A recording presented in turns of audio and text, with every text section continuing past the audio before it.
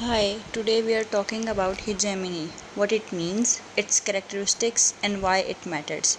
So, let's understand hegemony in 2 minutes.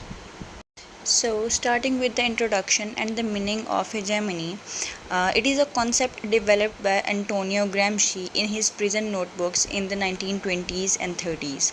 It refers to cultural and moral and ideological leadership, where one group dominates other through consent, not by the force. The ruling class spreads its values as common sense, making inequality seems natural. As Gramsci famously said, the old is dying and the new cannot be born. The next is that what makes hegemony work. First, rich and powerful groups shape what we think is normal through schools, the news, or families, even religion.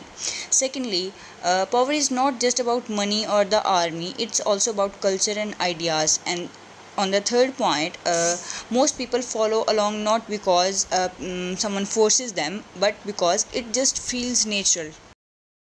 So, what does hegemony actually do? First, it reminds us that power is not just about who has money; it's about who controls the ideas. Second, it helps us to see that how the schools, media, and the laws often serve the rich, not everyone. Third, it also proves that the inequality is not natural. We made it this way, so we can change it. And finally, it gives oppressed groups a way to build new ideas and replace the old, unfair systems. That's called counter hegemony.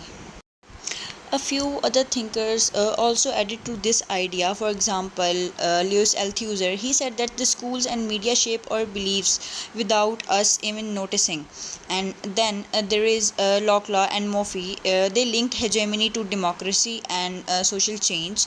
And lastly, there is James C. Scott. He studied that how the everyday people resist power in small and hidden ways. As Althusser put it, that ideology turns the individuals into subjects. These are the fancy words, but it just means that we get trained to fit in.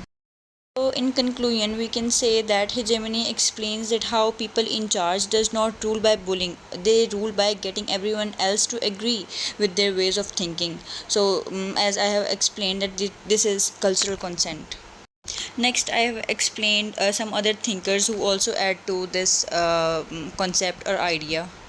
Moreover, hegemony is all about challenging the natural hierarchies. Like often we think things like the rich deserve to be rich, and this is just how the word is. But hegemony provides that the tools to see that they are not natural laws; they are the social setups that can be challenged and changed.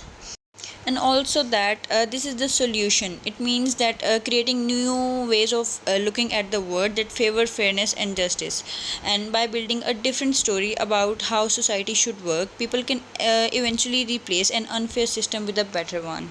So that's all about hegemony. Thank you.